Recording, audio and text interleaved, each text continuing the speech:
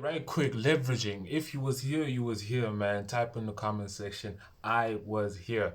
Okay, let's get it. So this is the trade for Tuesday. And the setup was explained on Tuesday's stream, right, where we had this momentum swing, and we said from the previous day, because the previous day went in the opposite direction of a momentum swing, so we'll be following what happened the previous day, right? That's also another strategy in itself, putting you on game.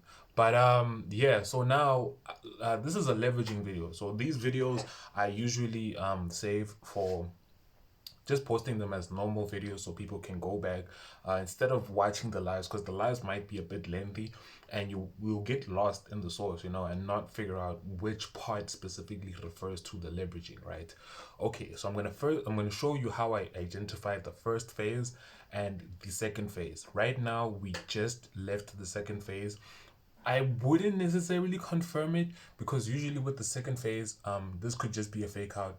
But if that is in fact a fake out, that would be good, because you'd come back here and then you'd be able to enter there. So with this trade, the first trade, as you can see, went to our stop loss, and that is why I repeat myself, bro. That is exactly why we have this stop loss trade right here. So when the stop loss got hit, we entered this stop loss trade, and this stop loss trade currently is running in profits, as you can see. So one of two things is happening here. You could have entered early here. You could have entered early here, not here. There's a big difference between entering here and here. There's a very, very big difference, right? You could have entered there, or you could have waited for this to break and come back and look for an entry here. But I strongly suggest, because now it looks like it's causing a momentum swing, I personally would have entered here, right? Would have entered here. Hence, I put this risk to reward right here, right? And this is only here because of the 1 to 2, which is currently my focus, right? So I'm not going to enter at this level at the beginning of the third phase. I'm not going to enter there unless one of two things happen.